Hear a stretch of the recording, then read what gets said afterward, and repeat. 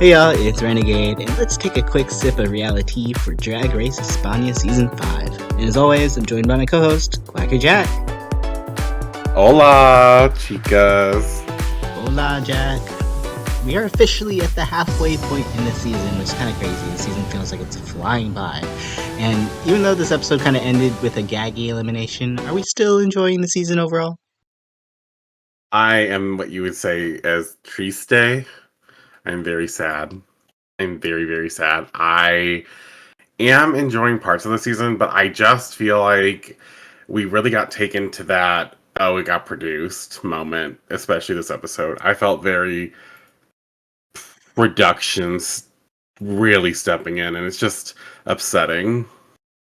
I don't know if I would say production per se, but I do believe that I do agree with you that I think the wrong bottom two was officially made. And I think that's probably where maybe the majority of your disdain or sadness kind of comes from. But let's talk about the positive parts here because, as always, we do get some fun drama from these girls, especially since we had the Rusical this week, right? So it always comes with a little bit of drama when it comes to picking parts, especially with these queens this season. So we knew there was going to be a huge fight over it. And this week, it all stems from Miss Daphne Mugler, who was in charge of selecting the roles. And most namely, Ferran and Laka are pissed because they don't get the role that they want.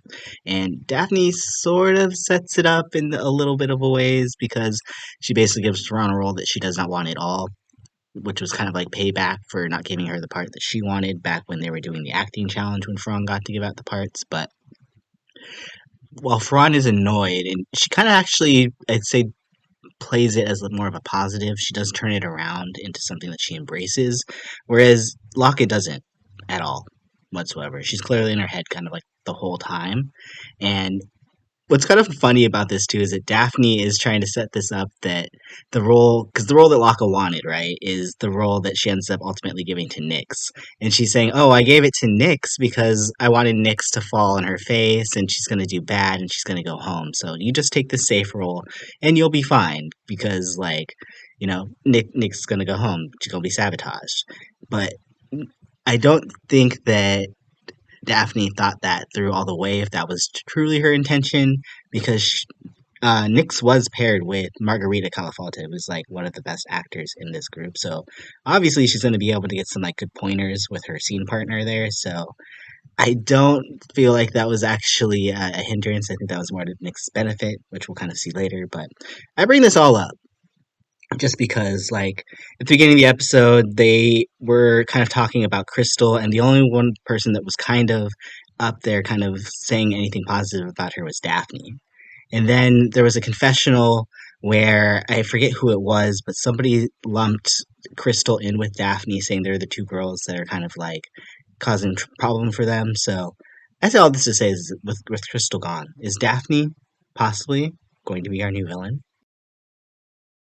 I mean, what she did this week was villain-like. How her and a lot of the other girls, like Theron and I think it was who else, like Alexandra and maybe Laka. I don't remember exactly who all was doing it, but that talking the shit about Nyx and like being like, oh yeah, she's gonna go home. And I think it was Veron and Dabney specifically who were like, we hate each other, but now we're besties, and they're talking during like them getting the choreography together and stuff and talking shit about her. I was like, 5 minutes ago in the other room, you were talking shit about Daphne. Now you're best friends, you're Kiki and or whatever. And nothing brings people together like something you hate together, you know?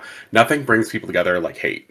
That's so And true. so they hate Nyx because they're like Nyx is not good. Nyx is terrible. Nyx needs to go home. So they don't think Nyx is competition, which is like you're allowed to have your opinion, but it felt very Mean Girl for no reason. And I was like, I don't know why we're doing this. But obviously, I was sad that Crystal went home. I mean, yeah, she was drama, but she also knew how to runway, and I think some of the girls could have learned a lot from that. That being said, if Daphne is the new villain of the season, then she's probably our, I don't know, I guess our long term villain or like our standing villain who's going to be at the end. Yeah, I don't know how to take it because Yeah, like in one minute, especially with Ferran, right? Because I don't feel like Ferran has had a very clear story arc either, and that could be another reason why I have no real connection to her in a lot of ways. Like she's doing well in certain areas, but I haven't connected really to her style, nor have I really connected to her as like a person. So this like immediate flip flop of her going from like, oh Daphne, you suck to oh Daphne, you're my bestie, let's get out Nyx, and like, okay, that's bizarre. But I also feel like that goes to say that like maybe okay, maybe are we underestimating Nick's long-term potential because this whole time I've kind of thought that this might be her point where she was probably going to go home sometime around this time or so. Maybe like an episode more or less, give or take.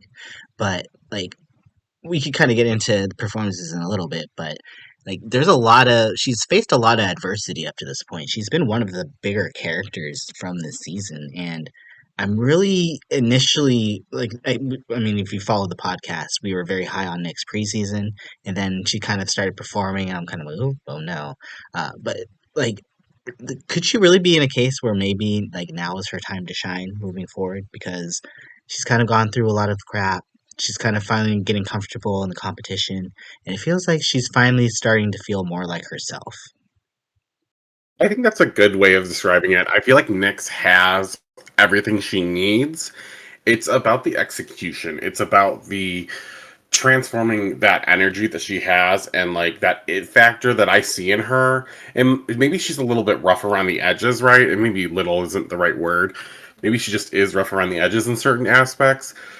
But I really see someone who is trying, who I can see like really giving a lot. And this week really showed up and showed out because what she did with this role was amazing.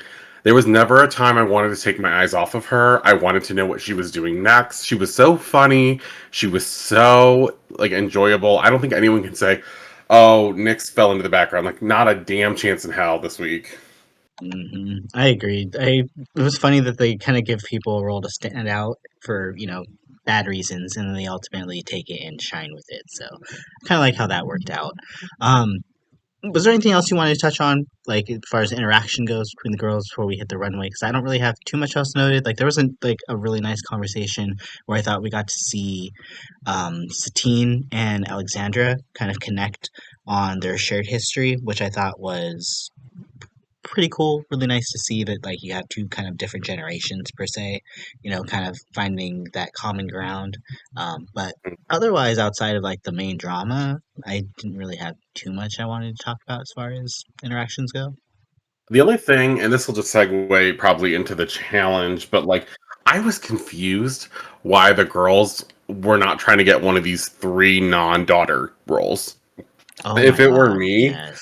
I would have been going for any of these roles because I was like, first of all, one of them, Satine's, has like one of the smaller parts, which great if you don't know how to dance, if you don't know how to sing or whatever, and you're worried about your lines, whatever. Because even if you fuck up, am I gonna know you fucked up? Not in that role, bitch. Like, Right. Do we also talk about the challenge? So we could just get yeah, into let's the challenge let's right now, get and into we'll it. circle back to the runway at the end because, yeah, I do agree. Like, the main thing I was gonna say, well, let's circle back one more second here because, for those of you who maybe weren't taking things in, like I wasn't initially until I did some research, right?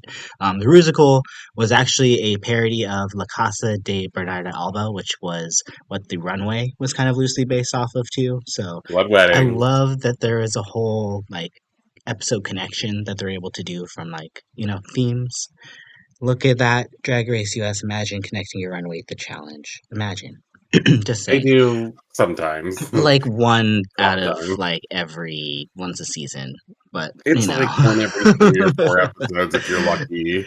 if we're very lucky. But there's Right. a very short synopsis here. Is it's basically about a widow who recently loses her husband, and she's trying to keep her daughters away from heartbreaks. And it's kind of like all these other forces that are kind of coming in to show her the other side. And I don't know if there really was a moral to the story, but I mean, other than like don't shoot yourself with a rifle like Alexandra's character did. But the other thing, I think the other moral of the story was like you said, Jack. These roles for these daughters were the three roles. Well, there's four. because I think there's four daughters, right? But one I has think their it's own five. part. Yeah, the one girl does Yeah, kind of Daphne have had her own role, kind of her at own a scene, moment. Yeah. and one like, but the other ones, like, I felt very hard for them to stand out. Like, there are roles that are made to do well, there are roles made that you're not going to stand out in, and those were very safe roles. And that was the issue, is that everybody else kind of had a role where they could shine, and this was a strong musical group.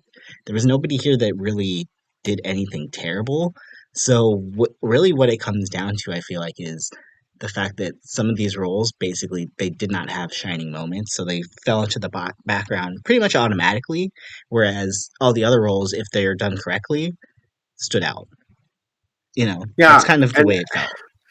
and I felt like every role had the chance to stand out, but when you look at it, you have Ferran, Alexandra, and Denabola. They are these three sisters. They seem to be together almost all of Isn't the Locke a time. sister too?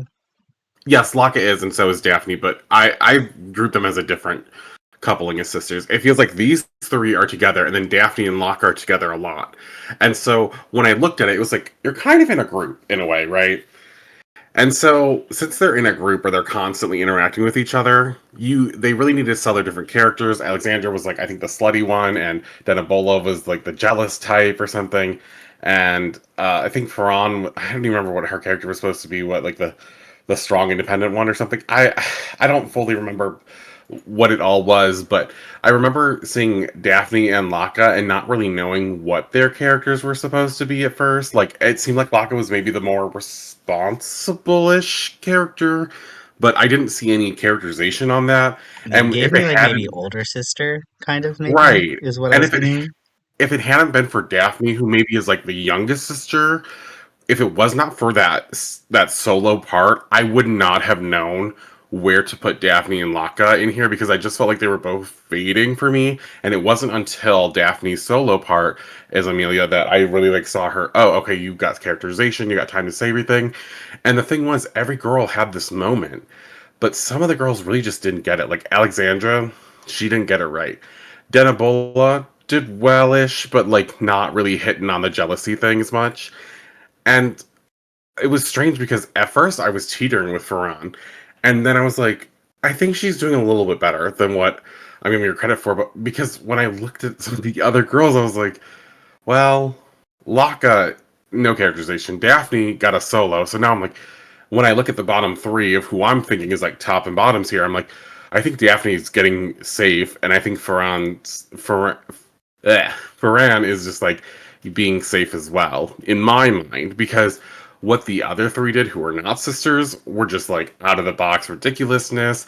You knew who they were. You wanted to see what they were going to do when they came up on the stage.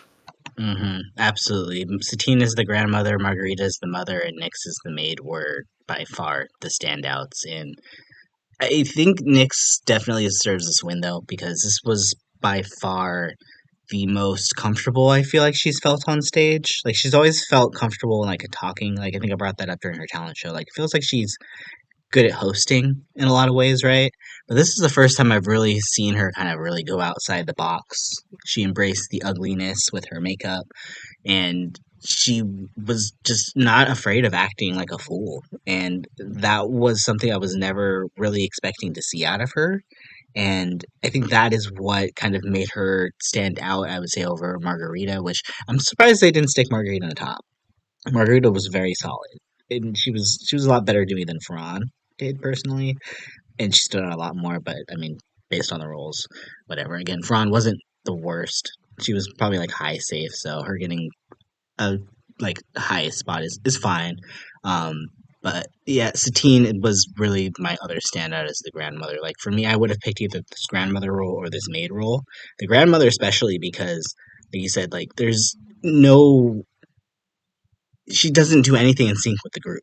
She's completely doing kind of like her own thing all the time. It was kind of reminding me of like from earlier this year, Venus doing uh the the preacher or Yep. whatever the priest in the wedding, where she's just kind of doing her own thing the whole time. Like that's what that kind of role was to me. So Yeah, I that's a fair comparison. yeah, it was very. very similar. But that also could have been, again, these could have been roles that could have been easily screwed up as well too. So the fact that everybody did solid, I think, just goes to show maybe like musicals are kind of turning into a lot of ways, since now there's something that they're to be expected.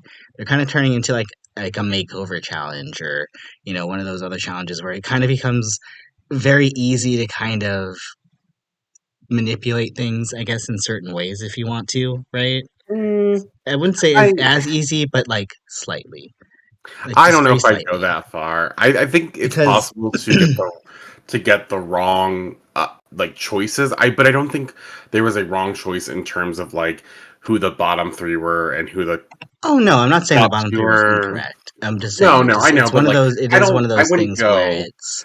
I wouldn't go. It's easy to edit it to produce it in a Oh, way. I'm I not don't think. saying edit it or produce it, but it's just there's just Well, what are a you it's there's a saying? lack of.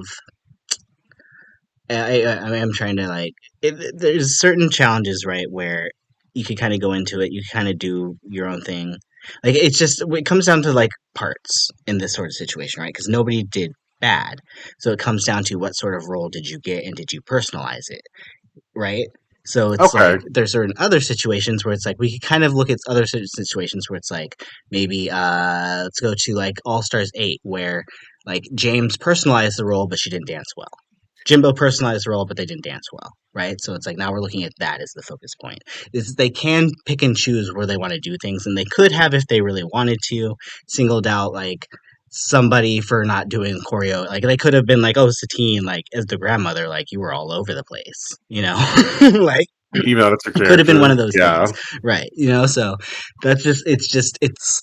I'm not saying that it becomes a challenge that's hard to find who should be eliminated on, because it's something that's so expected. And I also don't think it's a very hard challenge either. Like musicals to me, if they're not singing actually live, it's not a hard challenge to me. It's more choreo and some acting, but those are also things that are you're doing basically in an acting challenge, just with some choreo involved. So it's not like a challenge that I feel it's. I feel like more often than not, as of recently, we've been getting musicals where everybody does well versus like people like doing terrible. Like the worst thing I could think of happening in a musical, other than like the Gothic Ken doll in that one kind of semi-rusical performance in UK versus the World 2, which wasn't really even a rusical, it was more performance, but they said it was a rusical, whatever. But was like Maya on the page, like when she was doing the nun habit thing in season 16, and her habit fell over her face. Like there's Yeah. just it feels very hard to make mistakes to the point where someone could just blunder it that hard to screw it up that bad. That's just I think that's what I'm trying to get at. I think it comes with like, especially, and this is not to be like shady, but I feel like musicals it generally, now not that one that you mentioned specifically, but I feel like musicals in a lot of the seasons we've been seeing have been getting further along in the challenges. Like you don't see it episode 3, you don't see it episode 4, you maybe see it episode 5 or 6 kind of thing. So by that point, there's usually a couple girls that are gone who maybe would have been not as great at the choreo, maybe not as comfortable with the performance, because I feel like a lot of times performing queens go a little bit further into the season usually. I mean, based upon the fact that the lip sync for your life is a performance essentially challenge, right? And so I feel like at this point in the season, you generally have girls that feel more comfortable being on stage, being a little more out there, being more outgoing. But I don't think I could compare it necessarily to a makeover, because like to me, makeover and Snatch Game feels very like, ugh. I can see the like, depending on what the criteria, changing a little bit like that is definitely a possibility though. That being said, I think we kind of all agree like the most of the tops were correct and all the bottoms were the bottom three. Yeah, I'm not saying again that like they're trying to rig anything or whatnot. I'm just saying it's hard to say that anybody deserves to be eliminated from this challenge because nobody did bad. It's Uh, just there are certain people that just didn't do as well as others, and yeah, I do agree the bottom three with Alexander Delaval, Dinamo Murnau, and Laka Udila. But I would say out of the three, Alexander probably was the weakest, and then I would say the next weakest was Laka. by a But mile. I'm looking at this in sort of like a long term thing as well too, and Denebola was kind of possibly bottom three last week in the snatch game. And other than the design challenge, has she had any other true standout moments? Then at the same time too has Laka. I I don't personally don't think Laka has done as well. I mean, they've given her better, but like they gave I her a lot of love in the girl group. Well, maybe that's that kind of was it too, because I mean, bullshit. like she That was didn't. I would say bullshit. if we're going challenge by challenge, right? I don't Hmm. know. I can't remember about the acting challenge. I don't remember. I do think Laka probably. I think she slightly did better. The design Yeah. challenge, obviously, Denebola did better. Snatch game in girl groups, though, I do think Laka did better. So I we're now don't know looking that at I think 3 out of Laka did 1. better in girl groups, but they did give her the win. But I saw the girl group, and Well, she I wouldn't have don't won, know. but she definitely did better than Denebola did. She shouldn't have been even in the top, in my opinion. She shouldn't have But been, but I do think she was better than Denebola. If we're like looking at those two performances just side by side. that's fair. But to me, I don't like to go off of this. Oh, you've been in the top 7 times. Like, if you're in the bottom two, baby, you're in the bottom two for me. Like, anytime a girl flubs up the most, you're in the bottom two. The thing about this challenge, especially, was Alexandra had a character. She just did it poorly. Uh, Denebola had a character. She did it better than Alexandra, so she's above Alexandra. And I can't tell you that Laka had a character because in my mind she did the worst. I truly believe after watching it she did the worst. I was like, I don't understand what she was doing because on stage I didn't see a characterization. I just saw Laka, and I was like, so to me that's a little like here we are. So I mean, and look, I get it. Wasn't her favorite role. Wasn't blah blah blah. But at the same time, like this is how the chips fall. So you got to kind of go with it. And I think after, especially if you bring in the runway, which should always be brought in my opinion, since it is a part of the challenge every week. There's no way that Denebola should have ended up in the bottom two. Okay, well, let's go ahead and we could, before we talk about this official bottom three, Jack, or what happens here at that point, let's get into the runway for us, for you, Jack. So let's talk about Yes or Mess category. As we kind of talked about earlier, the Blood Wedding, which is kind of based off of the Rusical, the actual musical that it's parodied from. Jack, did you like this category overall? And who were your standouts and who stood out for the wrong reason? Okay, so I need to first explain Blood Wedding a little bit better. It is based on this one specific play with this bride who's torn between a arranged marriage with her former lover and a rival family. It's kind of given a little bit Romeo and Juliet, but an arranged marriage situation. And she ends up getting married, but then still going off with her ex lover and leaving him. And then the men fight, kill each other, and the whole thing is about basically the women of the family end up having to suffer through all of it because they lose someone. And so from there, that's what we have to base the looks upon. And so everyone kind of gives us a different idea of a character from this kind of what would you call that, the theme essentially from this play. So each of them is a different woman in here, and I think when I look at who's doing these characters the best, it really comes down to the styling, the little details and everything. And I gotta give some credit to Farron because this is a girl who I always place in the bottom. She has made it to top two this week. I think what she did was beautiful. The whole vampire thing going on was just a nice touch. The wig was so beautiful. It had that little bit of think Manila Luzon, but backwards, just like the stripes of the black instead of the white or the blonde.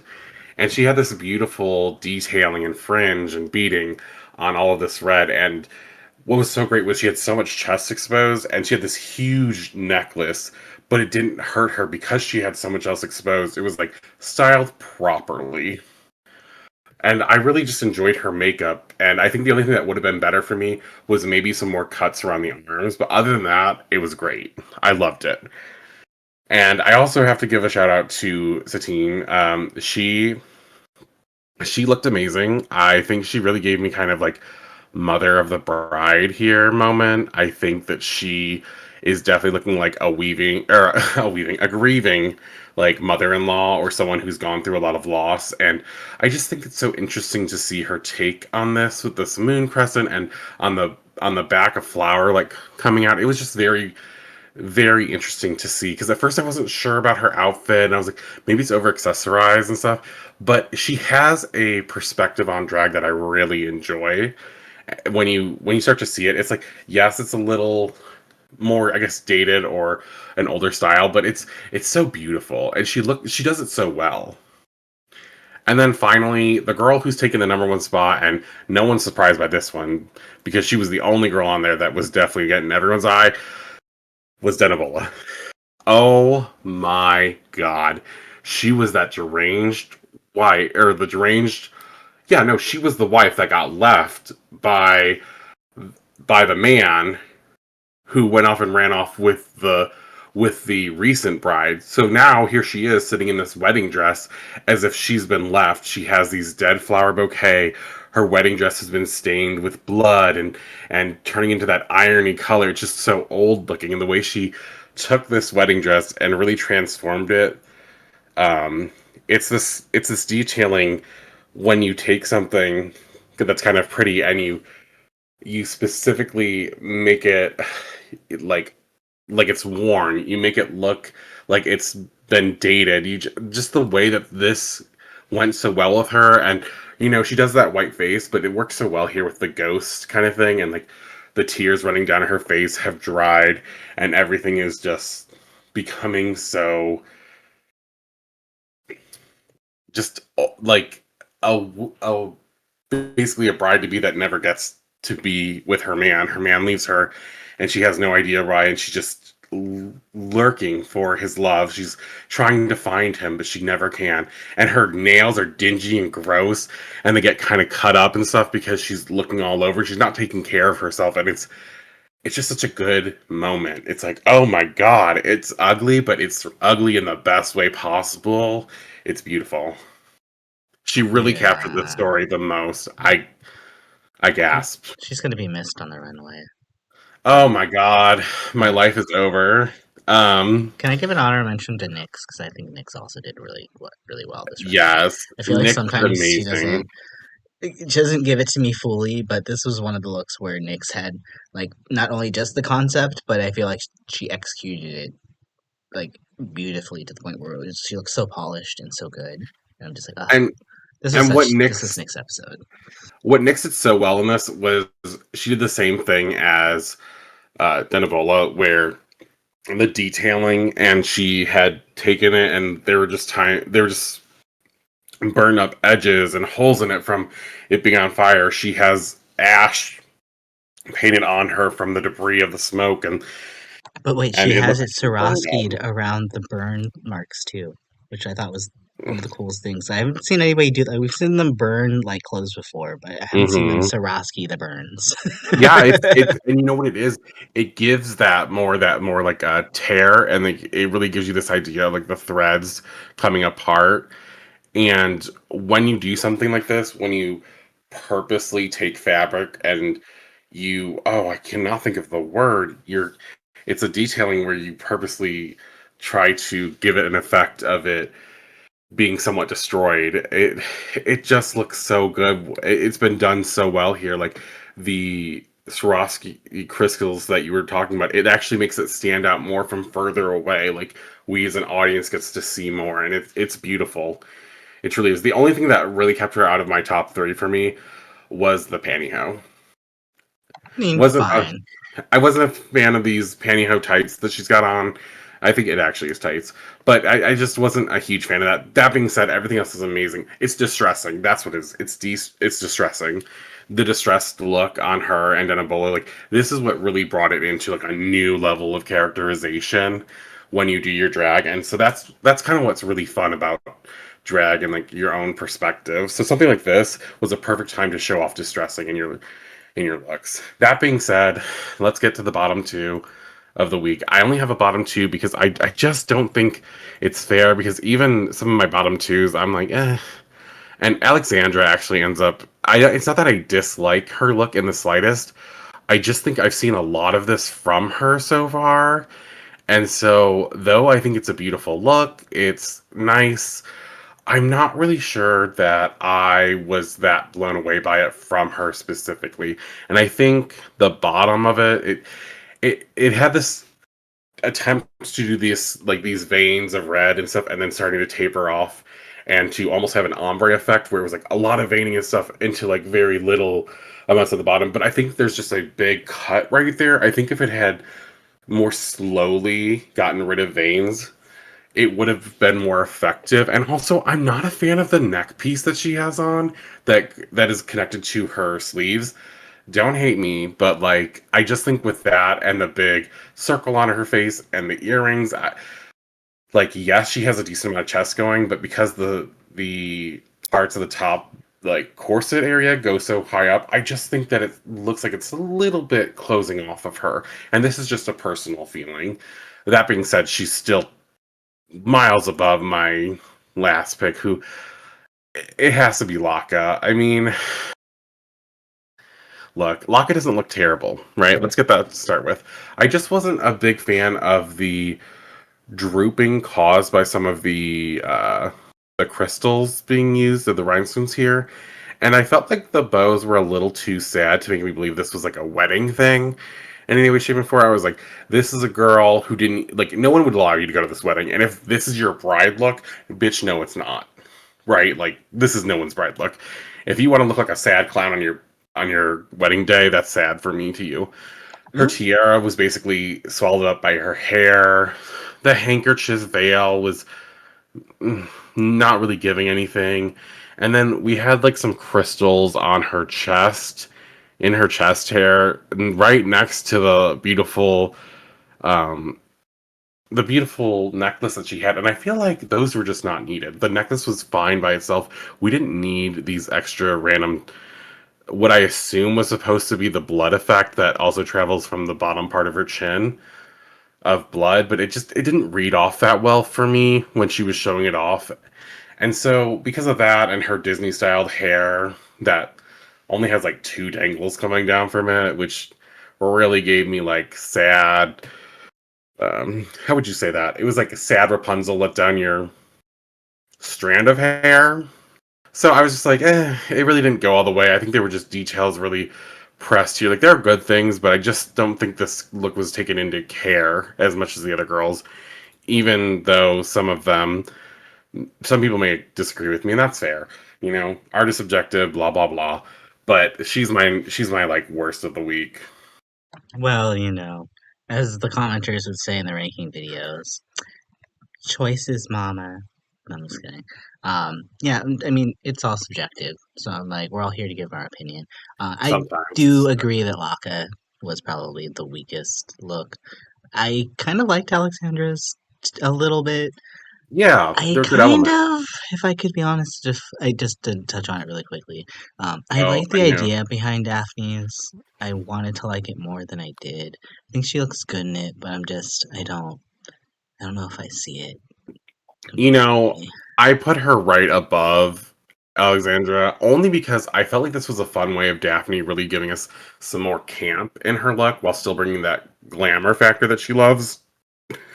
You know, she has the bloody tears coming out, and she's really giving us that blood wedding thing. Like, she's on the motorbike, she's leaving after the wedding, like, or midway through with her lover. So I understood this whole aesthetic. Instead of going on a horse, you go on a motorcycle, right? Like, it made sense to me. She looked beautiful. The fabric looked well. Like, it looked expensive in comparison to some of the other girls, and it looked very nice. Now, the shoes, on the other hand, I felt like the shoes were a little rough. But all things considered, I enjoyed this look because it's so different from what she normally brings on the runway, I think. And if we're just gonna talk about everybody, Margarita probably looked the best she has all season in this Oh, runway. Margarita looked I don't know if it beautiful. was entirely on brand or on not on brand on topic for this because it's giving me wedding. I don't know if it's giving me blood wedding, but I don't know the source material, so I don't know what she's really going for. But she looks great. Okay, so I can see this being the source material of Blood Wedding only if she's the mother-in-law before the wedding and the going away. Like she is the bitchy mother-in-law that's like the clearly the mother of the suitor who was, chosen in the arranged marriage. And so she doesn't care that you're not supposed to wear white. She's going to look however she wants to wear. Look, she's the evil like stepmom kind of thing. So she's going to be the evil mother-in-law. I can see that for this. I'm not sure that it fully connects and everything, but she looked beautiful. She looked stunning. I definitely got evil mother-in-law from this personally. That being I mean, said, I she can looks totally great. see She there's does look some great. flaw there. Hmm. Well, it was a good runway, and I think at least I will say, well, obviously, we're going to be at a very sad disadvantage based off of what happened for the rest of this episode for the runways moving forward. But the rest of the girls are at least giving me something to the point where I think we hopefully won't be that horrible of a loss. But It's gonna be you terrible. know. It's gonna hurt me. Never a But shit before. yeah, so ultimately, again, we get bottom three: Alexandra, Dinabola, and Laka, and we find out this week that Crystal did exactly what we thought she was going to do and give her heart to Satine, meaning there is no heart twist this week. So the judges officially make the decision as far as who goes home. And I don't know about you, Jack. I felt some extreme, and this is like for like bringing me back to like my next top model days when like Janice Dickinson would like argue with Tyra over like the girls. Like this is the first time in a long time I feel like I've seen one of the judges feel like they're pushing back on the decision. And I don't know if that's exactly what happened 100%, but did Hot Javi not seem like he was pressed the whole time? And it felt like he was trying to not have this result happen. And he I seemed so disappointed mean, when it happened. I couldn't accept this result either. This is some bullshit. This is nasty. This is rude. This is disrespectful. I wanted it to go away. I was like, please don't make me do this. Like Denibola is such a strong competitor. I really saw her at the end and I really thought she had the best chance of winning in my opinion. I just think she brought so much to this competition and it made me really really sad to see her go. It makes Like me even more I sad that she miss didn't even her. really get a song that she could be competitive in. This is Oh one of those yeah. songs, as soon as it started, it was giving me the same vibes as like Dawn versus Morphine when it's like, oh yeah, this is not in Denable's wheelhouse at all whatsoever. Like what you're really giving her the trap beat song, the one trap beat song that you kind of have on this show. like It really was really. like, oh, this feels a setup, mama. It was rough. It didn't feel like a setup. It just felt like really, really extremely bad timing for y'all to plan this song for tonight. But Well, like, why didn't we get a yeah, musical number, like a better musical number that went with this or something? Like, what are we doing? I don't know. I don't know. I'm so gagged. I'm really gagged that Jenna Bull is out at this point. Yeah, technically she made it to the halfway point. Technically, but Bring her like back. if we look at like the numbers, like she's eighth place out of 12. Like that does not feel correct at all No, it whatsoever. doesn't. I'm like, I got seven other girls I need to get out of here before her, so I'm not sure why we're here, like what is going on. Like at this point, I was like kind of expecting maybe like a Satine versus Dadabola final two. Like, man, I'm just sad. I'm just sad. like, and now I'm like, Mhm. who I got left to root for? I was like, next Satine, Daphne's runways. yeah, I mean, there's you still know, people like to root for. It's just still sad though, because again, she did. You're right. She had so much potential. She had so much more story. It felt like left to tell, and it didn't even feel like she got a proper send off in this episode because it felt like she was so under edited. I don't feel like we really got to hear much from her or any of her thoughts. Really, it was just very. She just kind of left with a whimper, and it didn't feel like that should have happened. Like she felt like the kind of girl that should have gotten some huge edit leading up to it, and even if they wanted to like edit something stupid in where it's like, oh well, she tripped at this point, or she did like she went to the left when everybody else went to the right slightly, or something stupid like that. I don't know. Like it just doesn't feel right that she leaves right now. It just does. It feels like her story just got cut off in the middle, and there's just no resolution to it at all. So that's where, for me, the heartbreak kind of sets in because it didn't feel like her time to go, nor did it feel like in the story it was her time to go either. No, it didn't feel like it was time to go. Plus, it didn't feel like she should have been in the bottom. It should have been Laka versus Alexandra. But I think they were afraid Alexandra was going to send home Laka. And I'm like, I don't like this. And look, call me a conspiracy theorist, call me anything. It felt staged. It felt produced. I didn't like it. I was like, it's not just I didn't like it. It just didn't feel right. I was like, you can't tell me Donna Bulla did worse in the musical than any of those two. And she slayed them on the runway. So what's the team? Like, where are we at? Yeah, it's gonna be very sad moving forward without Dinabola there. But I will say, actually, I won't say because I was actually so gagged by her elimination, I forgot to check to see what was happening next week. Do you remember what the challenge is, Jack? Um. If not, Uh, it doesn't really matter. oh But God, we could I just don't end it think on our was it. Dinabola being sad Were we and supposed to get Snatch depressed. Game next week or something? They did Snatch Game already. Oh yeah, I don't. I didn't remember. I can't remember at all. I I know was it's just so so upset. I was sad. like, I'm over it. I'm over it. You're right. Snatch Game was last week. I just bleh, I don't like it. I don't like this one bit. It doesn't make me feel good. Um, I don't know what's next week, but I just know that I'm in my feelings. I mean, I'm still in my feelings too, but I think it's okay to have a moment, unfortunately, where somebody is a fallen angel. In some ways, it's not going to make me feel better about them moving forward, but there's always all stars. So, Bring her back for All Stars free win, Denebola. but I'm still invested in the season as much as this one really hurts. Like it's not very often where I feel like your number one gets sniped out and you still have like people in it that you could really still root for and be invested in. But I mean, like you said, there's still Satine, there's still Nyx. I enjoy Alexandra on occasion. I want to have the opportunity to find out why Ferran and Laka are still here. Margarita is really good. There's upsides here. I know there's somebody else I left out, and I feel bad. Daphne, I like Daphne too. We enjoy Daphne, so there's still some fun characters here. It's just sad. It's just gonna be really Daphne, sad. Nyx, Margarita, Satine, top four. Okay, everyone else can go. Bye.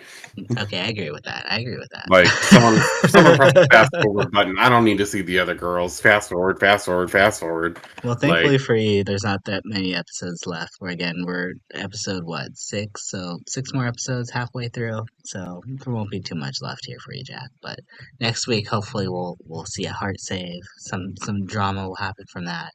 And personally, I can't wait to see how this turns out. Hopefully, y'all can either, especially if you lasted this far. Thanks again so much for listening, y'all.